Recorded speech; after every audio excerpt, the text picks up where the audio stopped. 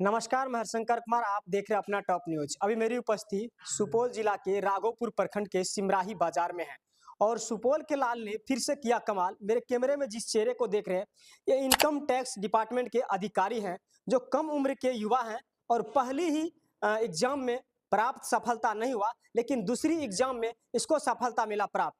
तो आइए इनकी जीवन की जो कहानी है, वह किस तरह से छोटे घर से शुरुआत हुआ और आज इस मुकाम पे पहुंचे हैं। सबसे पहले स्वागत है। जी, धन्यवाद आपका। क्या नाम हुआ आपका? बजरंग राज नाम हुआ मेरा। इनकम टैक्स डिपार्टमेंट में अभी अधिकारी आप बने हैं। इसके पीछे क्या रहस्य है? जी, ऐसा कुछ ख़ास रहस्य तो है नहीं। मुझे इस डिपार्टमेंट को जॉइन करना था, जब से मैंने इसके बारे में सुना तो मैं सोचा इसको कैसे जॉइन किया जाए। तो फिर मुझे पता चला इसका प्रोसेस ऐसे-ऐसे ये करके एग्ज़ाम होता है, वो सब को आपको देना पड़ता, फिर आप निकलिएगा। अच्छा, प्रारंभिक शिक्षा जो पढ़ाई हुआ था, वह कहाँ से आपका शुरुआत हुआ था? जी, प्रारंभिक शिक्षा तो मेरा 10th तक सिमराही में ही हुआ है। पाटलिपुत्रा सेंट्रल स्कूल है, वहाँ से मैंने 10th करा है। उसके बाद फिर मैंने 12th एएन कॉलेज पटना से करा है, फिर ग्रेजुएशन मेरा बीएससी केमिस्ट्री से मैंने करा है, मारवाड़ी कॉलेज दरभंगा से किया है। उसके बाद कहाँ गए आप पढ़ने के लिए? उसके बाद मैं पटना गया पढ़ने के लिए, फिर हुँ, वहाँ गया तो मैं वहाँ इस चीज़ के बारे में पता चला कि ऐसे-ऐसे करके सीजीएल करके एक एग्ज़ाम होता है। हुँ। उसके थ्रू आप बहुत सारे डिपार्टमेंट में जा सकते हैं। तो मुझे इनकम टैक्स विभाग बहुत अच्छा लगा, शुरू से ही इच्छा थी जाने का, तो उसका मैंने प्रिपरेशन वहीं शुरू किया खुद से। इनकम टैक्स डिपार्टमेंट अधिकारी बनने के लिए काफ़ी खर्च करना पड़ता है, तो इतना खर्च मतलब कैसे एक गरीब फैमिली के बच्चे बन सकते हैं? कैसे कर सकते हैं? ये कैसे संभव हुआ? जी, संभव तो नहीं है। वास्तव में बहुत खर्च करना पड़ता है। कोचिंग महँगी होती है, कोर्स खरीदना भी बहुत महँगा होता है, फिर बहुत आने-जाने का खर्च लगता है। बट मैंने जो ये भी किया, खुद से मैंने ये पढ़ के किया। बुक्स लिया मैं, मुझे पता चला ऐसे-ऐसे करके बुक होता है, ये प्रीवियस ईयर बुक्स उठाया, उसके थ्रू मैंने सेल्फ स्टडी करा, लाइब्रेरी जाके मैं खुद से पढ़ता था वहाँ पे, फिर जाके मुझे ये मिला जो मिला। अच्छा, किसी सर के पास अगर आप पढ़ते, इसका तैयारी करते, तो आपको कम से कम मिनिमम कितना लाख रुपए खर्च करना पड़ता? जी, 1 लाख रुपए के आस-पास तो कम से कम खर्च हो जाता सब कुछ में।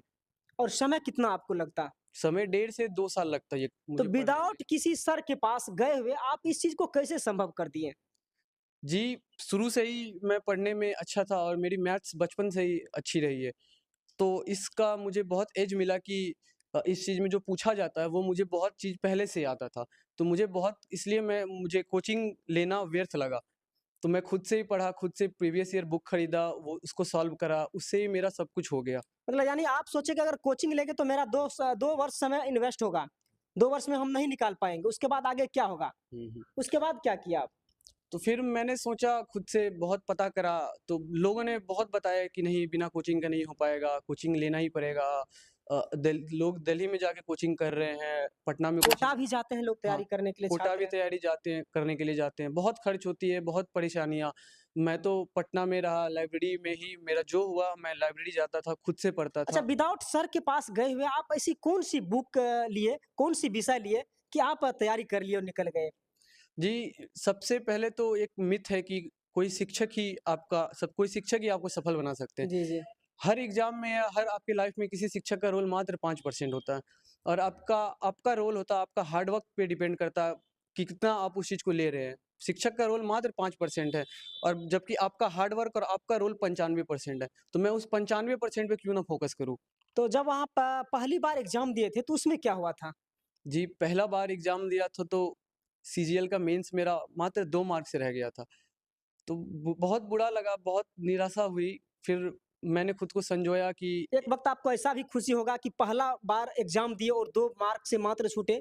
कई स्टूडेंट को तो कई साल लग जाता है एग्ज़ाम देते-देते। जी, एसएससी का हर एग्ज़ाम को पंचवर्षीय योजना कहा जाता। ये मैं जहाँ रहता था, मेरे आस-पड़ोस के आदमी भी बोलते थे, सब बोलते थे, मेरे सीनियर्स कुछ भैया वो लोग भी बोलते थे। बट मैंने उन सब की बात को ध्यान नहीं दिया। मुझे पता था मैं करूँगा, मुझे यही करना है। तो वो आग मेरे अंदर थी कि मुझे ये करना है करना। वो आग मुझे सोने नहीं देती थी इस चीज़ के लिए। दूसरी बार अगर आप एग्ज़ाम दिए, तो आपको जब पता चला कि हम एग्ज़ाम में पास हो गए, तो कितना खुशी मिला? जी, बहुत खुशी मिली इस चीज़ को लेके। मेरे आँख में तो आँसू आ गए कि सच में उस पीडीएफ में मेरा नाम आया है कि इनकम टैक्स विभाग में मेरा लगा है ये। तो घरवालों को मैंने फ़ोन करा, घरवालों को मैं खुशी साझा करा। साढ़े 12 बजे रात को 13 मार्च को जी वो रिज़ल्ट आया था। घर वालों भी बहुत खुश हुए, मेरे मम्मी-पापा तो रो दिए। उस टाइम ऐसा हुआ कि ना उस रात मेरे घर कोई सोया, ना मैं उस दिन मैं उस रात मैं भी नहीं सोया, ना मेरे घर में कोई सोया उस रात को। यानी मेहनत करेंगे तो गरीब के बच्चे भी अधिकारी, प्राधिकारी बन सकते हैं। जी, ज़रूर, ज़रूर। गरीब के ही बच्चे ज़्यादा मेहनत करने के लिए सक्षम होते हैं, क्योंकि उन्होंने वो देखा हुआ रहता है ना, वो देखा हुआ रहते हैं वो देखते हैं, वो जो अमीर के बच्चे को जितना कुछ मिलता है, ऐज मिलता है, वो हम लोगों को नहीं मिलता है शायद। तो हम लोग कर सकते हैं और करेंगे हम लोग आगे चल अच्छा, के भी और घर से मम्मी-पापा का कितना सपोर्ट आपको मिल रहा था? जी, मम्मी-पापा ही बहुत सपोर्ट किए हैं। मैं बहुत धन्य हूँ इस चीज़ को लेके कि मुझे ऐसे माता-पिता मिले और ऐसे बहन मिली कि वो लोग ने बहुत सपोर्ट किया। हर कुछ पूरा करते थे। वो लोग से मैं हर कुछ साझा करता था। अच्छा, कितने भाई-बहन आप हैं? मैं अकेला भाई और मेरी 4 बहनें हैं, मेरे से छोटी हैं सारी। शुरू से आपका सपना क्या था? शुरू से मेरा सपना ही था कि एक अच्छे पद पे जाना, अच्छी नौकरी लेना, जिससे मैं अपने बहनों को भी मोटिवेट कर सकूँ, वो लोग को भी मैं आगे अच्छे से पढ़ा सकूँ। वो लोग को भी मैं मतलब मैं जिस पद पे रहूँगा, मैं भी चाहूँगा कि मेरी बहन लोग भी वो उस पद को हासिल करें। 21 लाख स्टूडेंट इसमें 40 लाख स्टूडेंट इसमें एग्ज़ाम दिए और 18,000 वैकेंसी था और 6,000 पे आपका नंबर आया। कितना खुशी मतलब मिल रहा है अभी? जी, बहुत खुशी की बात है।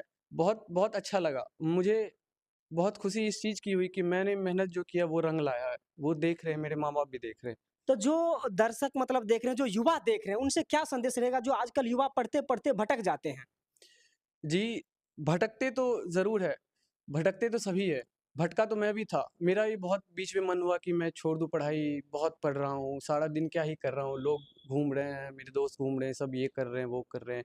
मैं भी देखता तो वो लोग को मुझे भी महसूस होता था, काश मैं भी घूमता, क्या ही मैं पढ़ रहा हूँ, 12-12, 14-14 घंटे मैं पढ़ रहा हूँ। लेकिन मैंने पढ़ा तो मुझे वो मुकाम हासिल हुआ। आप भी कीजिए, आप भी कर सकते हैं। अभी तो ऑनलाइन का ज़माना है, हर कुछ यूट्यूब पे पड़ा हुआ है, हर सोर्स पड़ा हुआ है, हर कुछ आप लोगों के पास है। मेहनत कीजिए, सफलता आपको ज़रूर मिलेगी। एक शायरी आप छात्रों के लिए बोल रहे थे, वो कौन-सा शायरी था आपका? वो जी, ये शायरी है वो कि मेरी ज़मीन सबसे गहरी है तो मेरा आसमाँ भी सबसे ऊँचा होगा।